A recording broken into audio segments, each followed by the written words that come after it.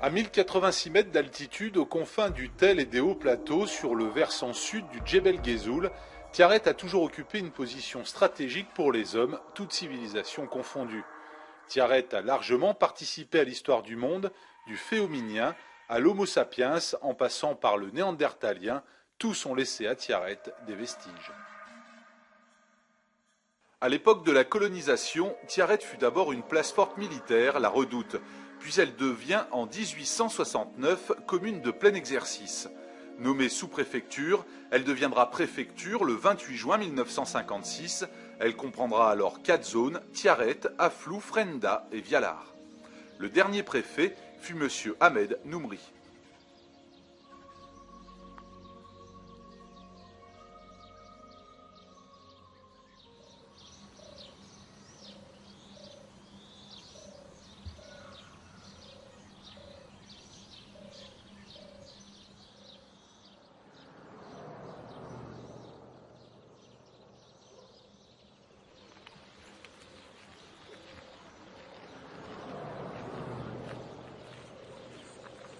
Près de l'Oued Tolba, entre la Redoute et Sidi Khaled, le terrain, plat et large de 60 mètres à peine, fut utilisé et servi de marché.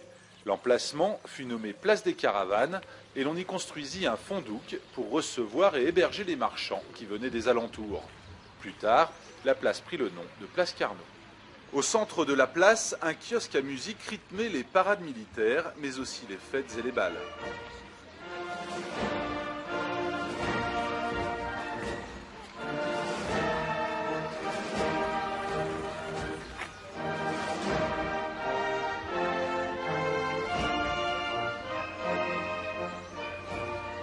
Le général rend visite à la ville d'Algérie qui, au référendum de 1958, a voté oui avec le plus fort pourcentage.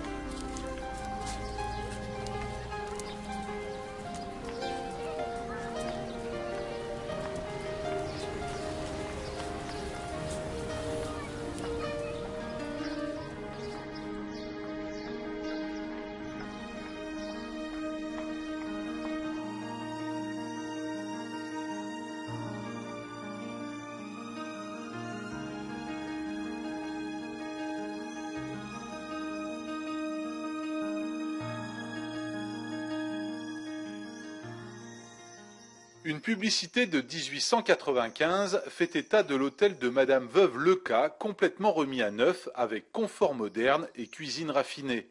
Racheté vers 1905 par la famille Baudouin, il sera modernisé et 2 étages seront ajoutés.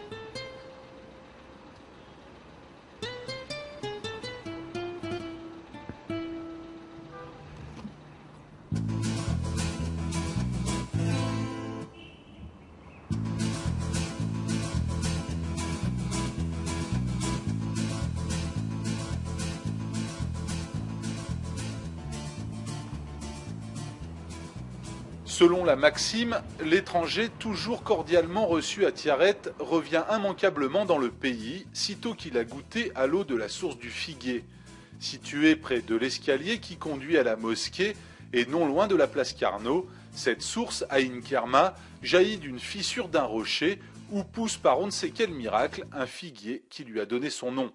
Aujourd'hui, la source est malheureusement tarie.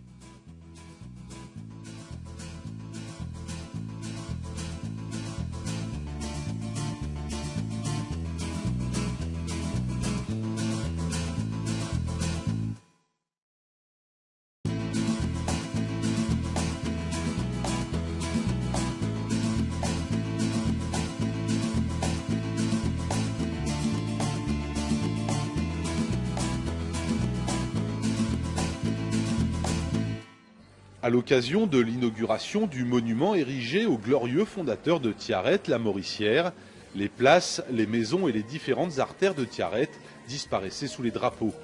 52 ans après l'inauguration de ce monument, la Mauricière, le Zouave et le Fantassin quittaient Tiaret.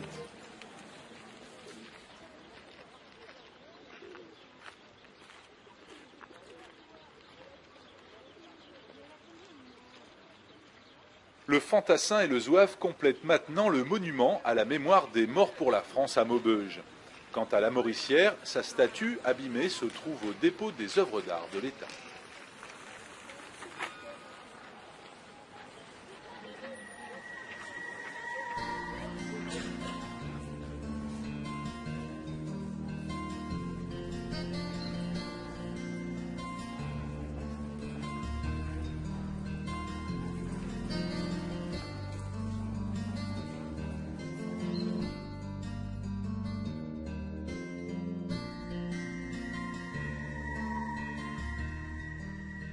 Entourée par le marché, les rues Albert Soler et Cambon, la place Loubet avait un kiosque où l'on trouvait journaux et friandises.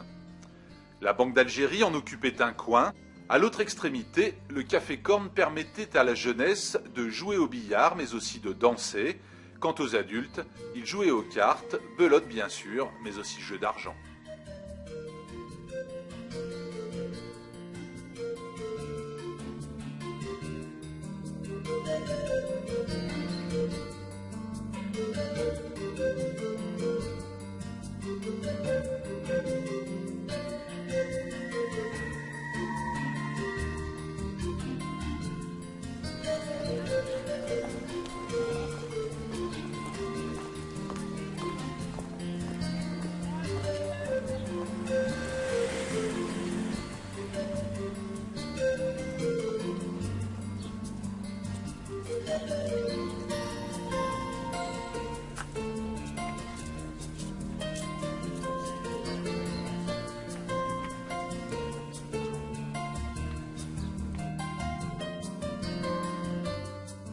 Le jardin Bouscarin se situait pas très loin de chez moi lorsque j'ai habité le boulevard Clémenceau. Alors c'était le jardin où on se retrouvait régulièrement. Alors il y avait une partie où il y avait des boulots, les hommes de la ville jouaient aux boules. Et puis les gamins dont je faisais partie, je crois que ça a dû être un endroit où j'ai dû connaître mon premier flirt, d'ailleurs, le jardin Bouscarin. Mais c'est pas le jardin Bouscarin lui-même qui m'a laissé un souvenir. C'était pour aller au jardin Bouscarin, on passait devant une baraque en bois, où il y avait un vieux couple. Alors cette vieille baraque en bois, elle était quasiment contiguë au jardin Bouscarin, et on passait devant et c'était un jeu de tir, vous savez. Alors, c'était les garçons surtout qui y allaient. Moi, je suivais beaucoup mon frère à l'époque. Et puis, si on tombait juste, la boîte s'ouvrait et il y avait une poupée qui sortait. Et ça, c'est le souvenir que j'ai, parce que chaque fois que je passais devant le jardin, que j'allais au jardin Bouscarin, je passais, et tous les gosses passaient.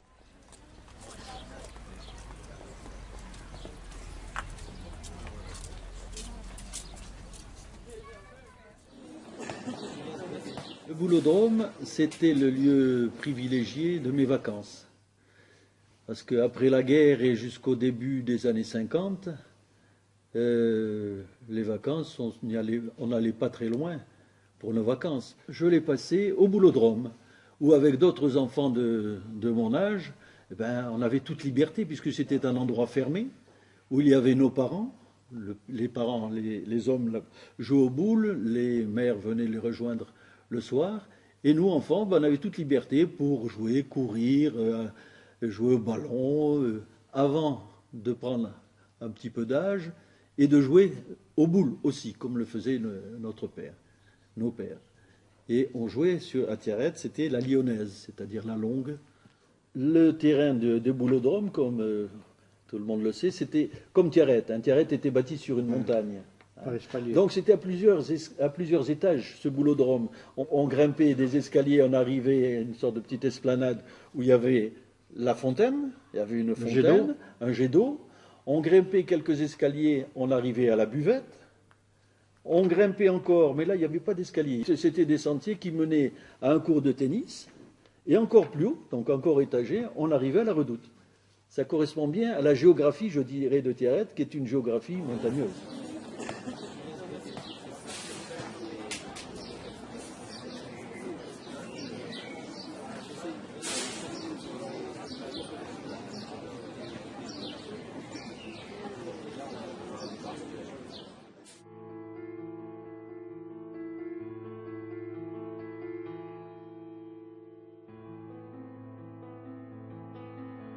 En 1870, Tiaret est conquise depuis bientôt 30 ans et se trouve toujours sous l'autorité militaire. Un adjoint civil est nommé en 1861 en la personne de Jules Escoffier. Enfin, en 1869, la ville accède à la vie municipale. Le premier maire, Victor Jamelin, est également le premier conseiller général du canton en 1880.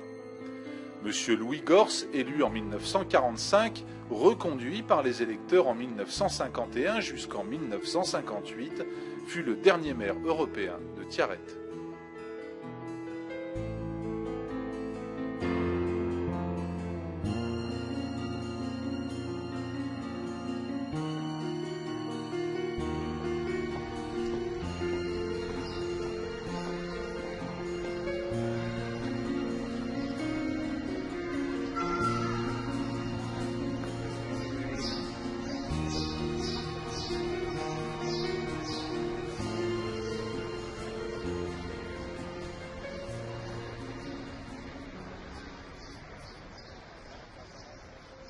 Le dernier interprète judiciaire, je le connaissais bien, c'était Lucien Caligé, qui était apprécié de tous, et plus particulièrement des Arabes, parce qu'il avait cette forte culture arabisante et son honnêteté.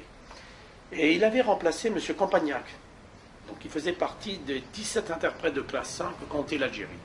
Toi aussi, Jeannot Molitor, qui a travaillé comme stagiaire d'ailleurs, tu dois encore avoir l'odeur des vieux papiers et la poussière qu'il y avait avec. Et tu vois, tu as même essayé de t'engager sur cette voie.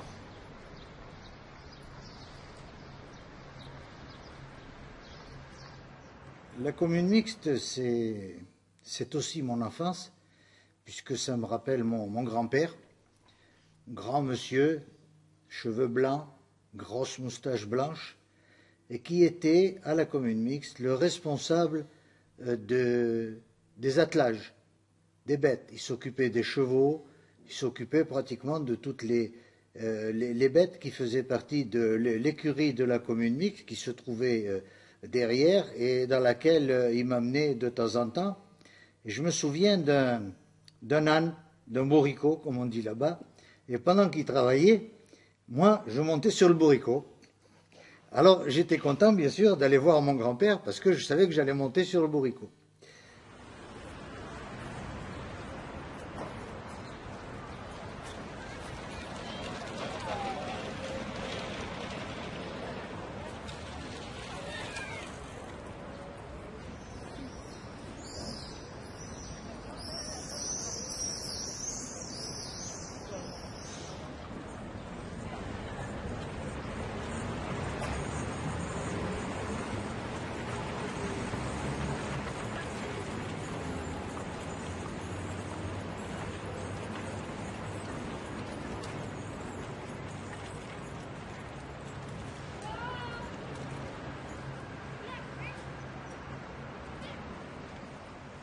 Le marché, c'était finalement le ventre de Tiaret. On trouvait des épiceries réparties un petit peu dans toute la ville, mais le marché, c'était l'alimentation centrale. On trouvait là, bien sûr, les primeurs, on trouvait les charcutiers, les poissonniers. Et alors, il y a quelque chose qui était assez folklorique. À la saison des pastèques et des melons, s'établissait à l'extérieur du marché, sur une place qui était devant le marché, les marchands de melons et de pastèques. Alors là, la particularité, c'est qu'on pouvait acheter les melons et pastèques à la coupe, coupés à l'intérieur du fruit un carré et qu'on montrait à l'acheteur pour savoir si ça lui convenait, si la pastèque était assez rouge ou si le melon était assez odorant. Et c'était un lieu qu'on fréquentait beaucoup, parce que juste en face ce marché, il y avait le café de Prosper. Et Prosper, c'était le lieu où se réunissaient les basketteurs, où partaient les déplacements de la Tiaretienne, et où nous allions chercher, par exemple, l'été, les résultats du Tour de France. Et tout ça faisait que le marché était au centre de Tiaret.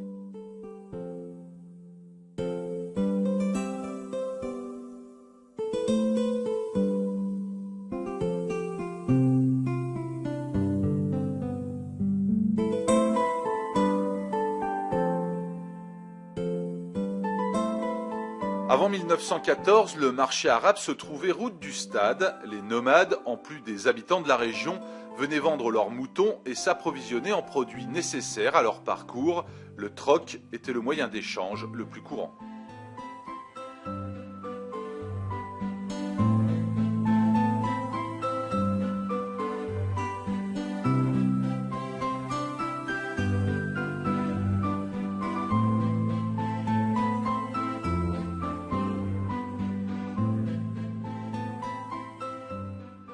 Le centre hospitalier passait pour un modèle du genre de par son architecture, son équipement des plus modernes, son aménagement intérieur et son ambiance reposante.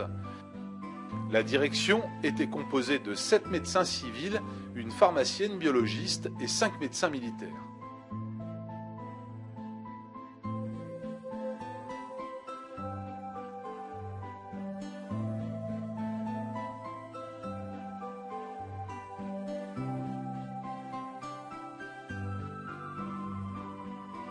Je suis née à Tiaret. Et vous avez vécu? Quartier de la Gare. Et puis après, j'ai déménagé, j'habitais au Moulin Porté. Alors vous avez fait vos classes où? À l'école des filles de Tiaret et à l'école professionnelle de Tiaret. Voilà, et après, je travaillais au Moulin Porté. Et qu'est-ce que vous faisiez au moins? J'étais du secrétariat. La ligne fut construite par la compagnie franco-algérienne de l'Ouest algérien, créée grâce à une souscription dont la majorité des actionnaires étaient métropolitains. La ligne ferroviaire à voie étroite reliera Relizane à Tiaret en 1889. À cette époque, le trajet Mostaganem-Tiaret durait 9 heures. Pendant longtemps laissé à l'abandon, un projet vise à remettre la ligne de chemin de fer en service jusqu'à Vialard dans un premier temps, puis de la continuer pour rejoindre Alger.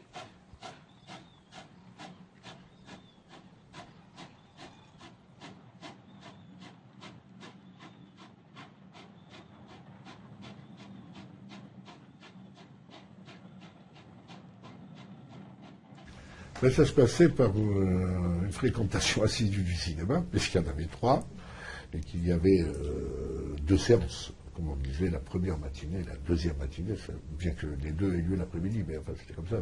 Et je me souviens de quelque chose de très prégnant, c'est qu'il n'y avait pas de bande-annonce à l'époque. Et donc c'était le projectionniste qui venait sur la scène avec un grand sarrau gris, annoncé, et ce qui allait suivre la semaine suivante. Et alors c'était très très amusant, parce que d'abord il annonçait le film égyptien, il disait Taxi à la âme, Taxi d'amour, avec Farid El Atrache, le Tino Rossi égyptien. Et puis il disait, et en deuxième matinée, sur cet écran, une super production de Cécile Bidjimir, Samson Ouadalila, avec Victor Mature et Eddie Lamar.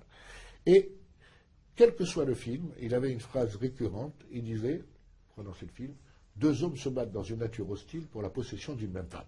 Et finalement, que ce soit la ronde d'Ophüls ou que ce soit ça, n'importe quel western, effectivement, tout film peut se résumer à ceci, que 2 hommes se battent dans une nature hostile pour la possession d'une même femme.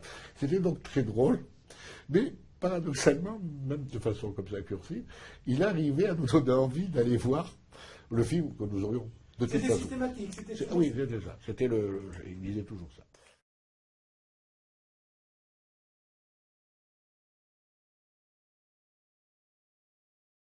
J'étais devenu un des numéros 1 d'Algérie, de la distribution Philips. Pratiquement une famille, au moins 2 familles sur 3 avaient un Philips. Ce qu'il y avait surtout qui ne faisait pas à Tiaret, c'est la réparation. Moi, c'est mon métier, technicien, donc je réparais, et ça, c'était pas courant. Je réparais très vite, les gens portaient, je travaillais la nuit, déjà, même avant les boîtes de nuit et avant le casino. Donc je travaillais la nuit, je réparais la nuit, et la journée, je vendais, mais enfin c'est surtout ma femme qui vendait la journée, parce qu'elle vendait des disques. On vendait des disques. Le vendredi, je partais à Oran, j'achetais les disques, je rentrais samedi soir avec les nouveautés. Ça a été l'époque, la grande époque du micro-sillon, et surtout des transistors. Pour vous donner un exemple, on avait importé avec 3 meubles Philips, qui étaient énormes, avec magnétophone, donc il y en avait 3 qui ont été importés en Algérie, toute l'Algérie, 3, j'en ai vendu 2 à Tiaret. Et à l'époque, je me souviens, il valait 8000 francs.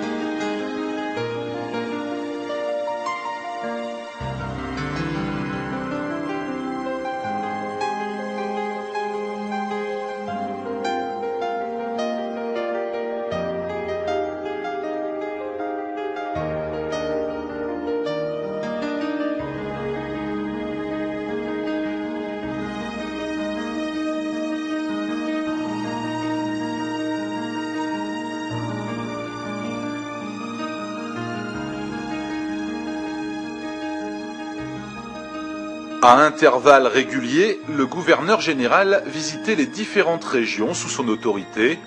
Cela donnait lieu à des parades et à des fêtes grandioses. Sur ce film de 1925, nous voyons l'importance des cavaliers et particulièrement des spahis.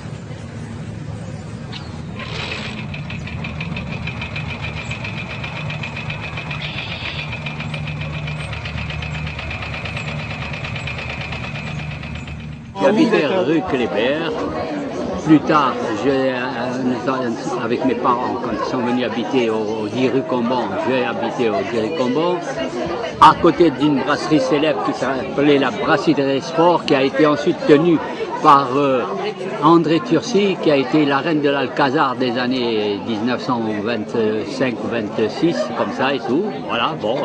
En face, il y avait la brasserie algérienne avec les Pérez, très connue, toute cette rue-là, les magasins, Bertolini, enfin, électrique. Ouais, non, mais c'était... Ensuite, bon, ben, quand je me suis marié, ben, j'étais habité, donc j'ai pris l'appartement qu'on laissait les cousins, là, Salinas. Et après, j'ai fait une demande et j'ai eu droit à un appartement à nouveau. Je me suis rapproché de la rue Kléber. Si vous voulez, j'ai fait une boucle pour revenir près de la rue Kléber où il y avait ce fameux HLM de 9 étages qu'on voit partout dans les livres de Pierrette, là, voilà.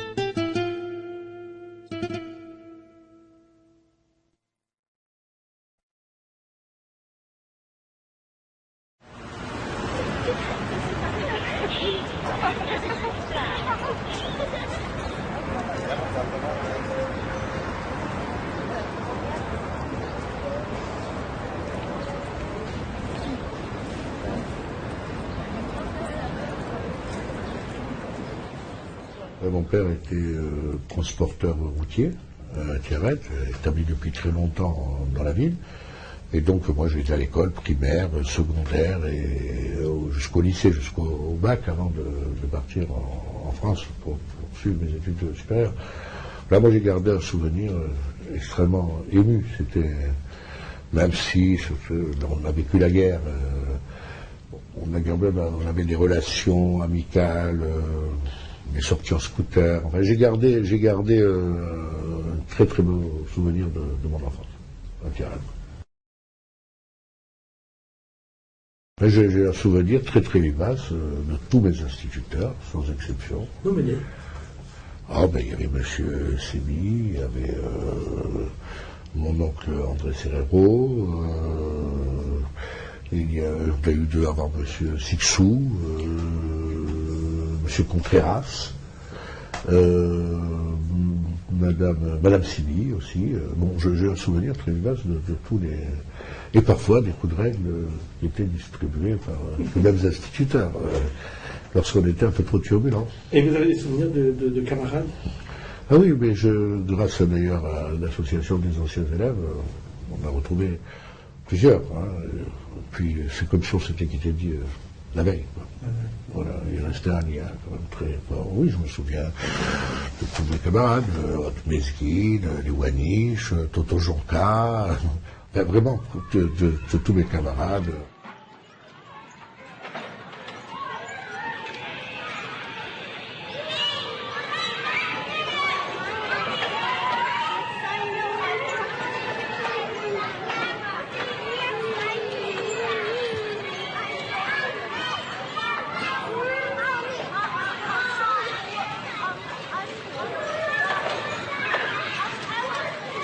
Édifiée boulevard Gambetta, l'école de garçons était une robuste construction avec ses ouvertures et ses coupoles orientales. Dotée de classes spacieuses et aérées, elle disposait du chauffage central, équipement assez rare pour l'époque.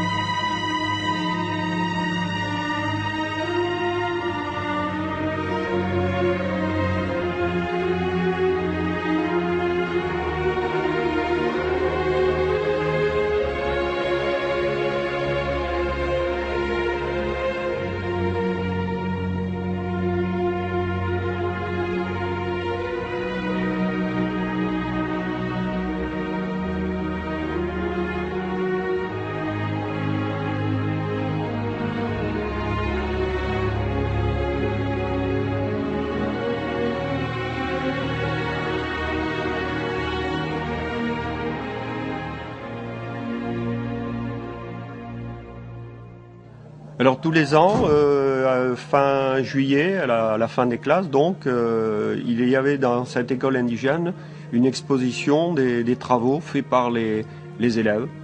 Énormément de services de table, de lingerie très très fine, qui étaient commandés bien longtemps avant cette exposition, puisqu'il fallait énormément de temps pour réaliser des services de table.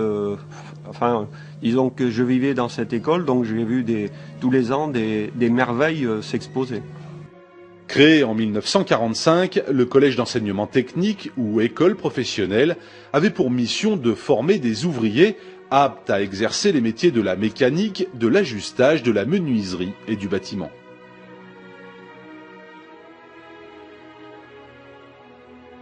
Ma scolarité, très brièvement, à Tiaret, les études s'arrêtaient soit au certificat d'études, soit à ce qu'on appelait le cours complémentaire, c'est-à-dire jusqu'en 3e.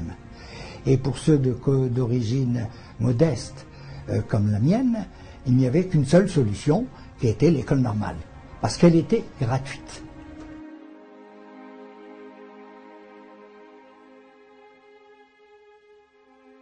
Le lycée remplaça le collège qui existait déjà dans les locaux de l'école Bresson.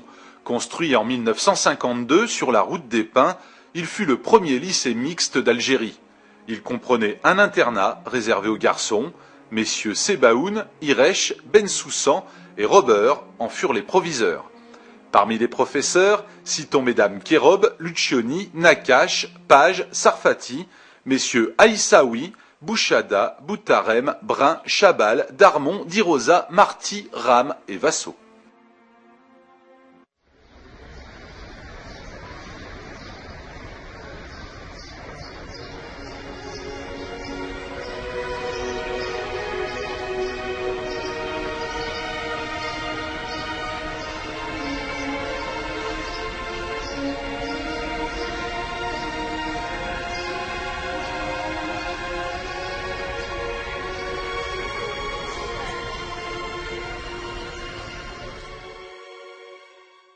Mon papa était agent-chef, donc magasinier au lycée La Mauricière d'Oran, puisque je suis d'Oran.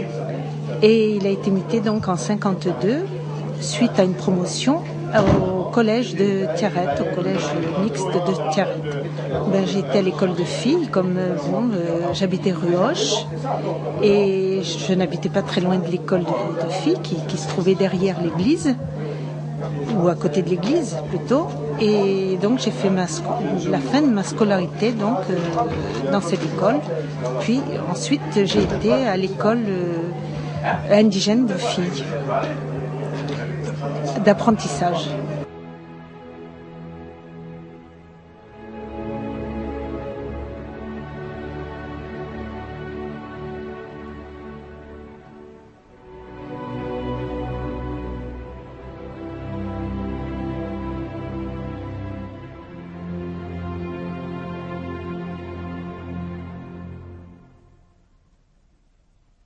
Confiée à l'origine aux Sœurs Trinitaires de 1864 à 1904, l'école de filles demeura à son emplacement primitif mais fut agrandie. Dotée d'un cours complémentaire, elle préparait les jeunes filles au brevet élémentaire et à divers concours.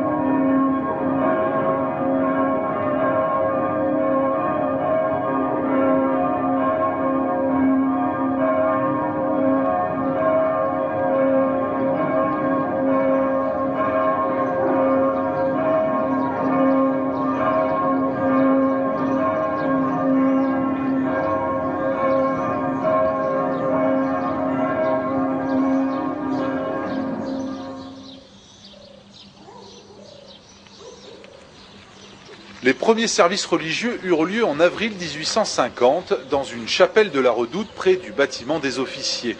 Le maire, Santenac, inaugura la nouvelle église en 1886 avec comme patronne Sainte-Madeleine. Les cloches pesaient 400 et 300 kg. L'église ne connut sa forme définitive qu'en 1935 lorsqu'un nouveau clocher fut édifié par les frères Vieilledans. Son premier curé fut l'abbé Renouard qui termina ainsi sa carrière d'aumônier militaire.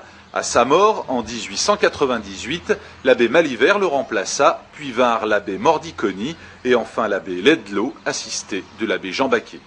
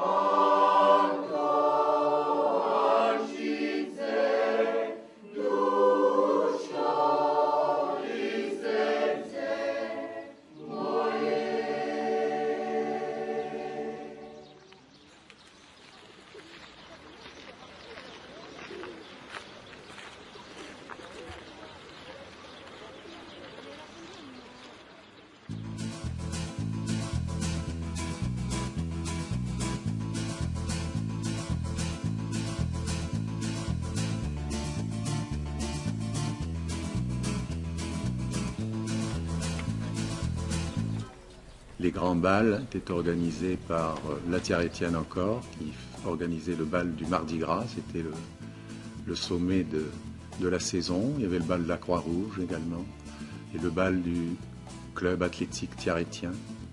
Alors nous, les garçons, nous étions beaucoup plus nombreux que les filles.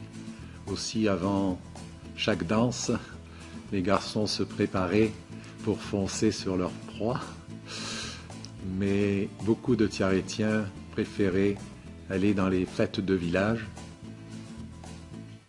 pour trouver des cavalières, parce qu'on avait toujours le frangin d'une fille, si on faisait 2 danses avec la même, qui venait nous dire « Attention, c'est ma sœur ».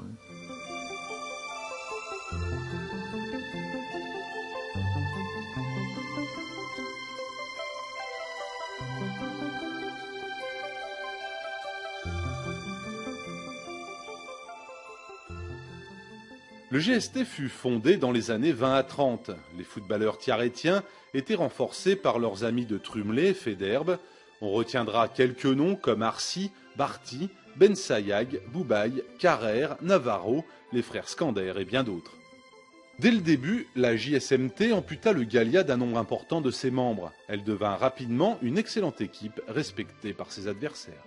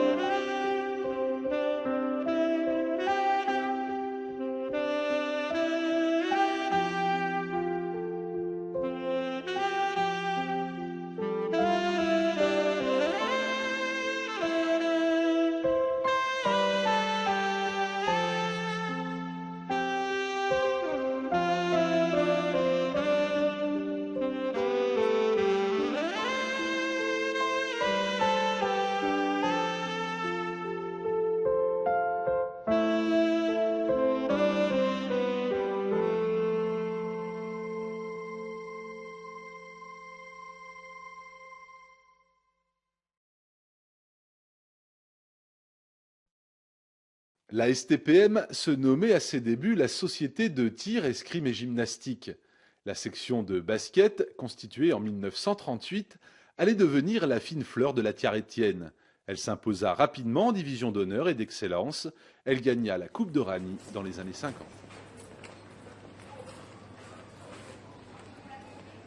Le club a démarré dans les années 40 et ensuite il a navigué entre division d'honneur et division d'excellence. J'ai commencé, je devais être cadet ou minime. J'y suis venu grâce à Marcel Partouche, qui était notre professeur d'éducation physique au collège et qui nous a amené à pratiquer le basket. Et on l'avait comme entraîneur à la Tiarétienne. Alors la caractéristique principale de l'équipe senior de la Tiarétienne, c'était une équipe de géants pour l'époque. La plupart des joueurs dépassaient 1,80 m. Je veux parler des frères Gommet, de Gégé Tocanier, de Raymond Hernandez aux 1,89 m, Danilo Cianel 1,91 m. Il y en avait d'autres aussi de grands, il y avait Marco il y avait les petits qui étaient bons aussi. Hein. Les Marsal. Les petits étaient bons aussi quand même. Et enfin, nous étions les moyens, moi je faisais 1,78 m, toi pareil, je suppose. 75, mais enfin bon, à l'époque ça n'avait pas tellement d'importance, ça a plus d'importance maintenant.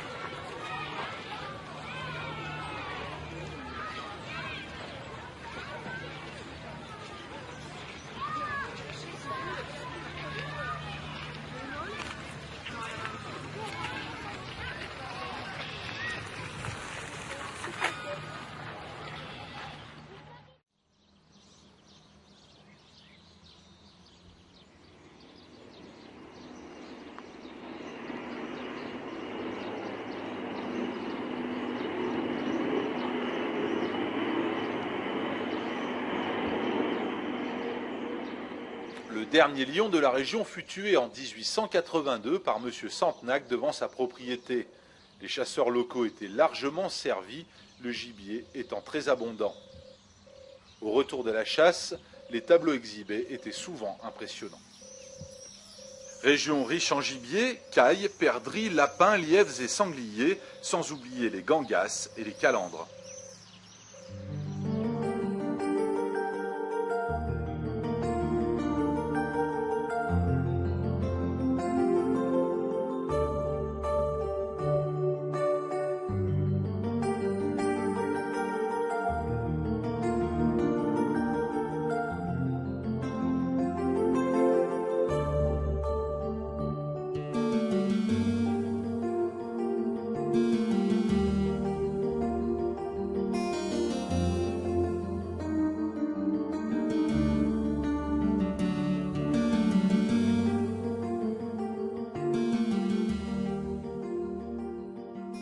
À Tiaret, il régnait un climat continental très sain bien que rude. Les hivers étaient rigoureux avec de fréquentes chutes de neige qui perturbaient le trafic routier. Lors des chutes de neige importantes, il fallait certaines fois plusieurs jours au chasse-neige pour dégager le col de Guertoufa. Jour rêvé par les enfants pour manquer l'école et faire des batailles de boules de neige.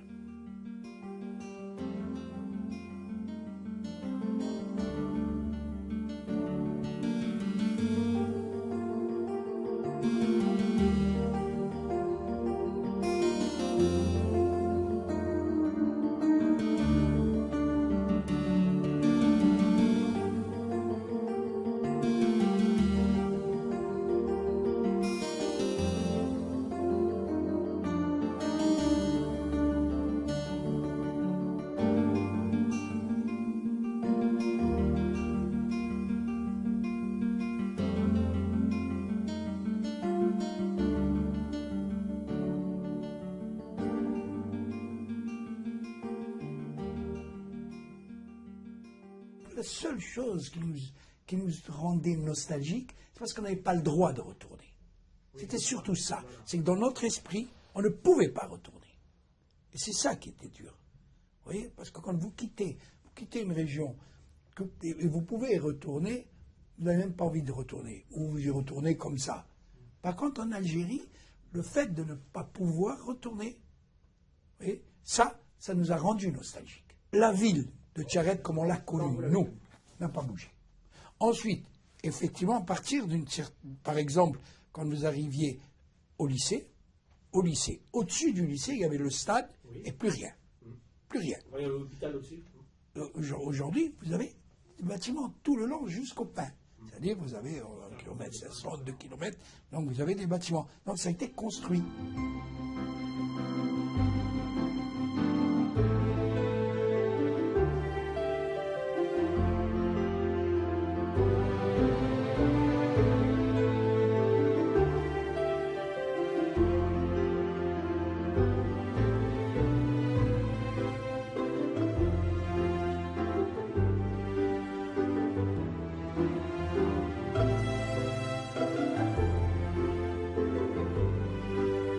Je connaissais la jumenterie, je l'ai vue, j'allais, mais j'ai retrouvé une jumenterie, j'étais à Tiaret il n'y a pas longtemps, j'étais surpris.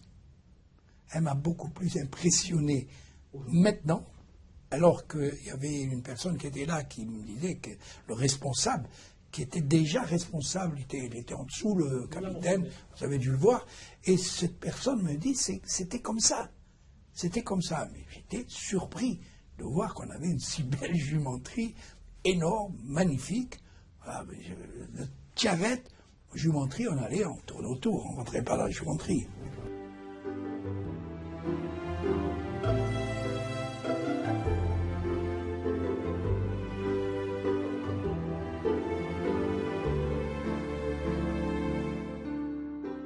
Créée en 1877, la jumenterie avait pour mission de fournir au dépôt des talons d'Algérie et de métropole des reproducteurs de pur sang oriental et de race barbe.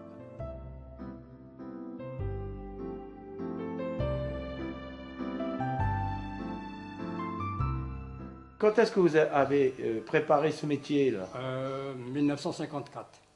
Qui c'est qui vous l'a appris Ben Kamoun Robert. C'est un juif. Il était bourrelier? Oui. À Tiaret. D'accord. Retière. Et ensuite? Et ensuite, en 58, j'ai fait une demande et je suis rentré à la jumenterie de Tiaret. D'accord. Depuis là, je suis bourrelier jusqu'à présent. D'accord. Alors, à l'époque, oui, c'était que du cuir? Oui, c'est du cuir. Cuir chromé, cuir rouge et jaune et noir.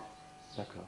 C'est un beau métier. Ah oui, c'est un beau métier. Vous faisiez les selles? Les selles, les cols pour chevaux, les filets pour monter, oui, les sellettes, colliers pour travailler. D'accord. Il y a le directeur vétérinaire Jacob. Jacob? Oui. Castilly, servant général. Tizni, maréchal Ferrand. Matan, chef d'atelier. Berly, Berlin, Crozel. Il y avait combien de personnes ici? Il y avait 12. 12 personnes. 12 personnes.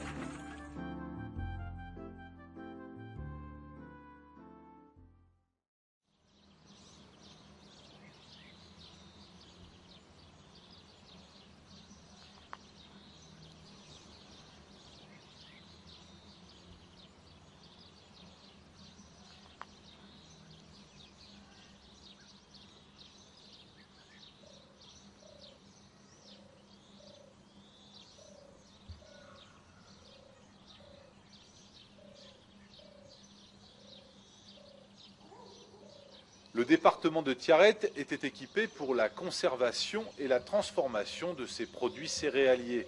La coopérative présentait un éventail complet allant du magasin plat plus ou moins équipé aux élévateurs modernes qui se dressaient sur le Cersou. 7 moulins avaient une capacité d'écrasement d'1 million de quintaux, dont environ la moitié en blé dur.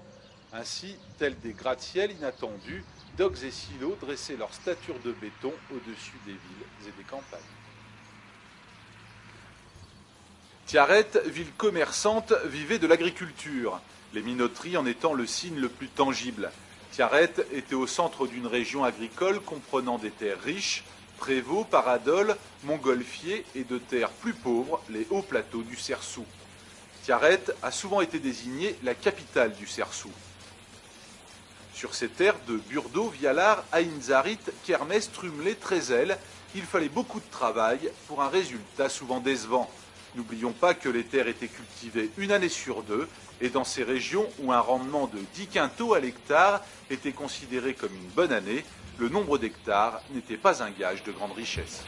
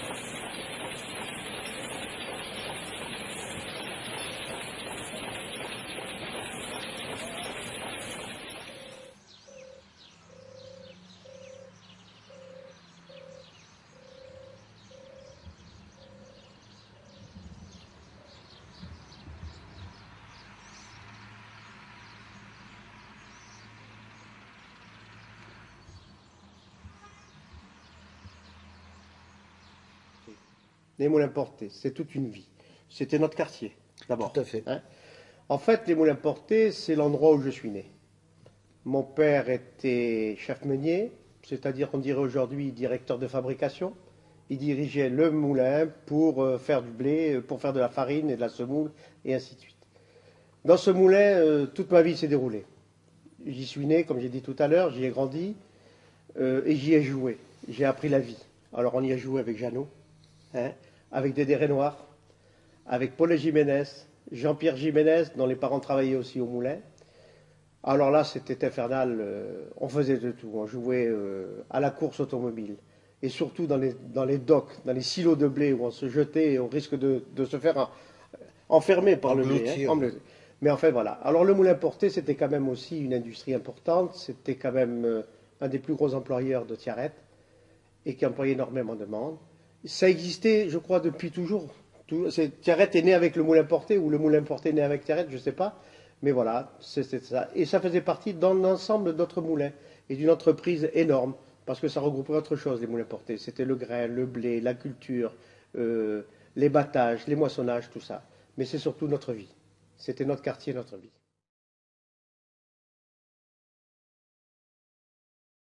يا غرباتي في بلدان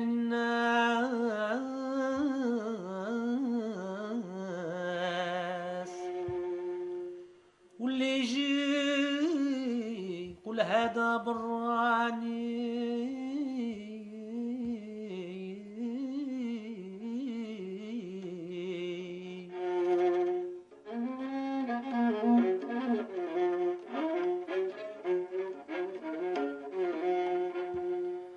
يا غرباتي في بلدان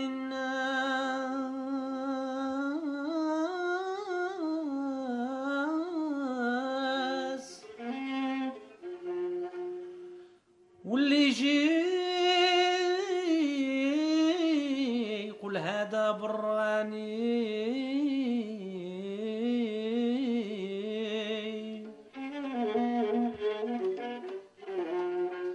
أنا اللي كنت ندبر على الناس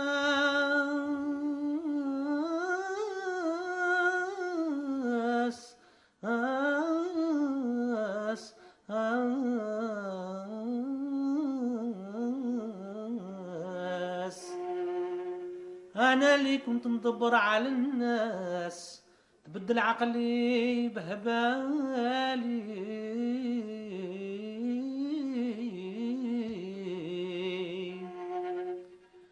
أنا اللي كنت في الدرجة رجعت نحاس